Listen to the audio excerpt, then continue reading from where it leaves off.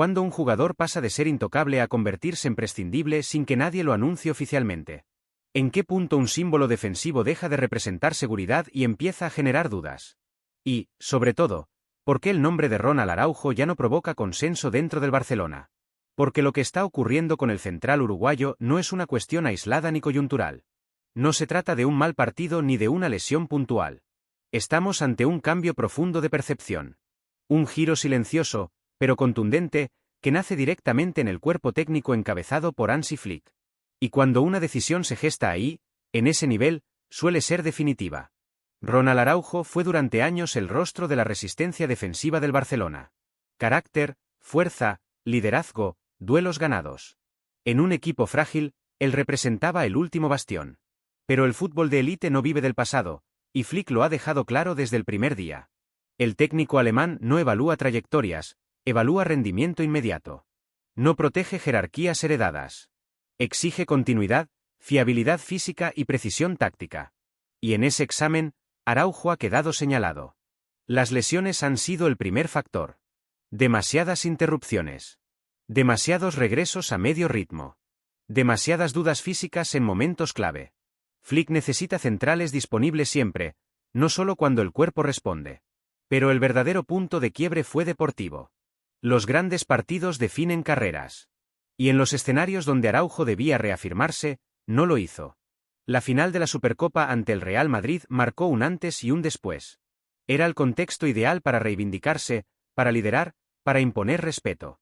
Y su actuación dejó más preguntas que certezas. Desde entonces, algo se rompió. Internamente, el cuerpo técnico comenzó a cuestionar su encaje en el modelo.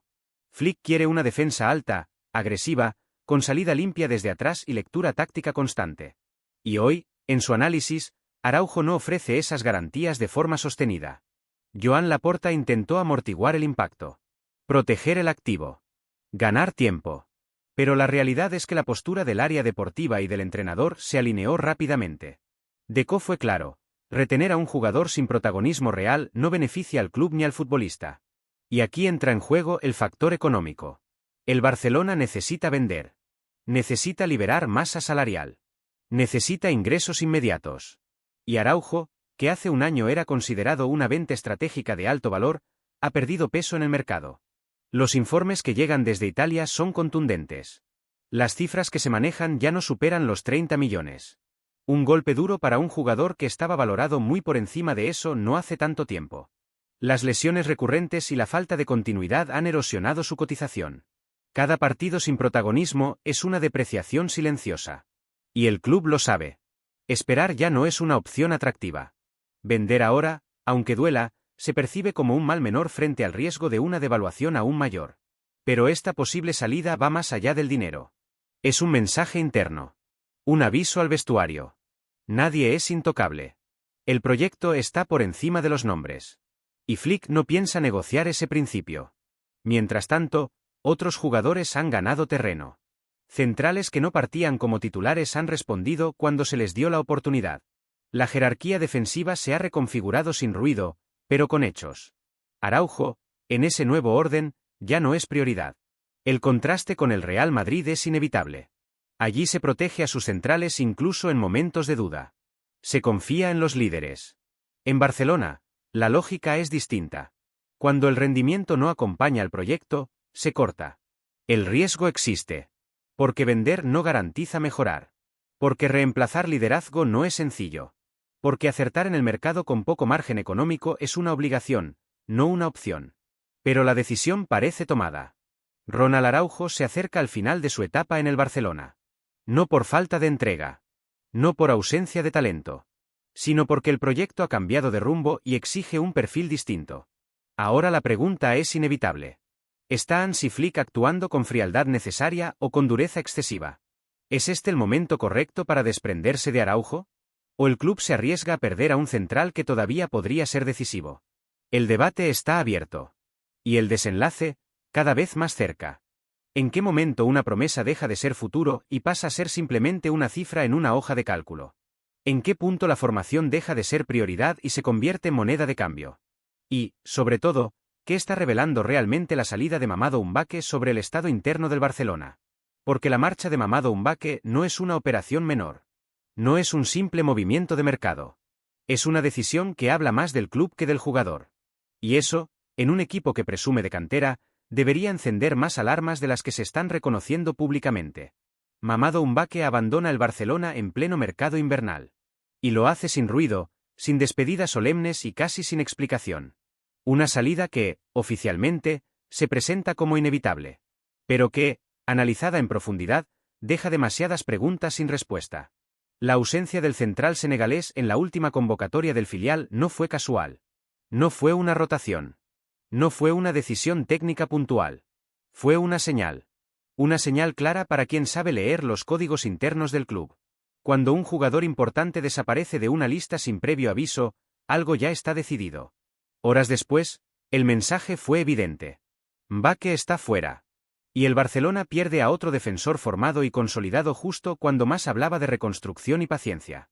Durante esta temporada, Mamadou Mbake no era un nombre más en el filial. Era liderazgo. Era continuidad. Era jerarquía. Formaba una pareja defensiva sólida y fiable. Era una referencia constante para el entrenador.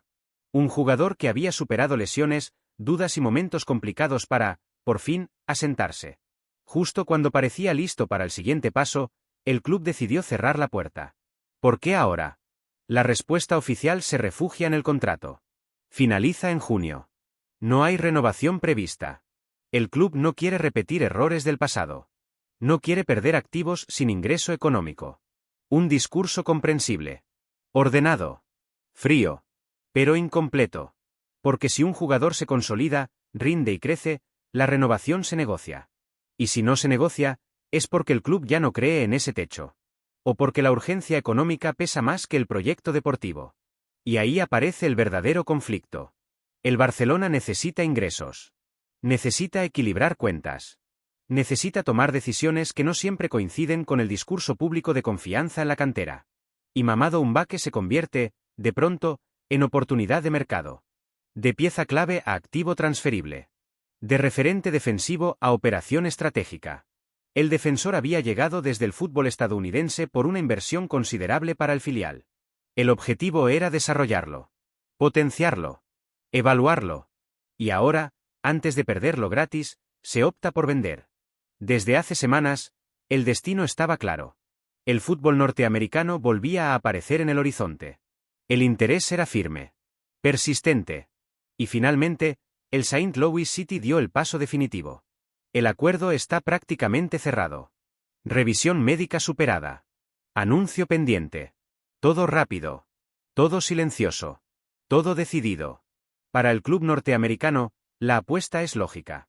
Un central joven, fuerte, con experiencia en dos contextos distintos y margen de crecimiento. Para el jugador, la decisión también tiene sentido. Continuidad. Protagonismo. Un nuevo inicio lejos de la presión constante de una cantera que exige, pero no siempre espera. Para el Barcelona, en cambio, el impacto es más complejo. En lo deportivo, el filial pierde a uno de sus hombres más fiables en plena temporada. Obliga a reajustes. A acelerar procesos. A exigir más a jugadores que quizá todavía no están listos. En lo institucional, el mensaje es claro. La prioridad sigue siendo la sostenibilidad económica, incluso cuando el costo es deportivo. Incluso cuando el relato de cantera queda tocado. Y aquí surge la gran pregunta que pocos se atreven a formular. ¿Está el Barcelona formando jugadores para el primer equipo, o para venderlos antes de que lleguen? Porque la salida de Mamadou Mbake no es un caso aislado. Se suma a otras marchas recientes. A decisiones que responden más a la urgencia que a la planificación a largo plazo. A un modelo que sigue buscando equilibrio entre identidad y supervivencia. El crecimiento de Mbake queda truncado en Barcelona. No por falta de talento. No por falta de rendimiento. Sino por contexto. Por momento. Por necesidad. Ahora inicia una nueva etapa lejos del foco mediático, buscando estabilidad y continuidad. Mientras tanto, el club sigue ajustando piezas, sacrificando nombres y redefiniendo prioridades. La historia queda abierta. ¿Fue una decisión inteligente o una renuncia prematura? ¿Ganó el club equilibrio económico a costa de perder proyección deportiva?